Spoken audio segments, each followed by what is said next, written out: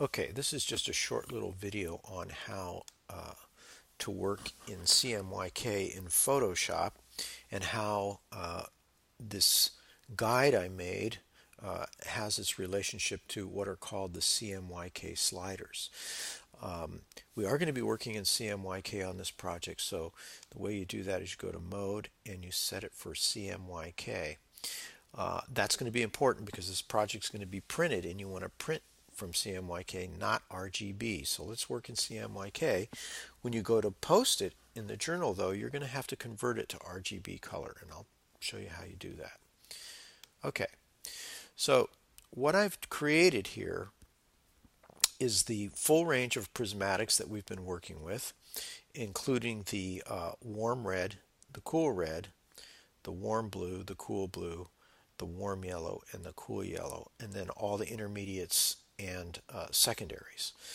And these are the formulas of how these prismatics are made. You'll notice there's absolutely no black in these, which makes sense. If they had black in them, they would be shades, and we want absolutely pure hues here, so we don't have any black in them. You can see how as I click on each color, the sliders change.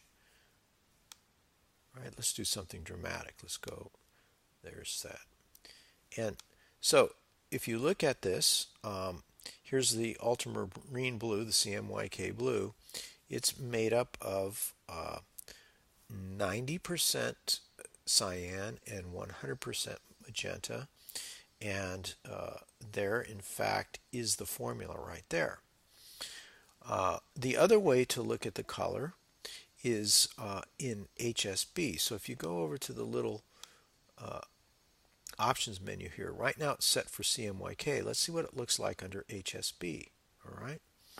So HSB stands for hue, saturation, and brightness, which we also know as value. So our ultramarine blue right now is really fairly highly saturated. We don't want to change this. And you can see it's about, it's pretty dark, but it could go darker. All right. Now, let's look at another color. Let's just select, let's select this blue-green. All right.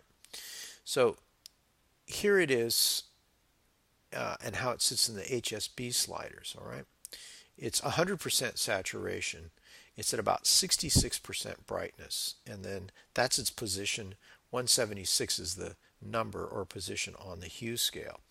If we go to the CMYK sliders, we see that it is, it should be 100 and then 50 a yellow, so it's 100 cyan, 50 yellow, and that makes that blue-green.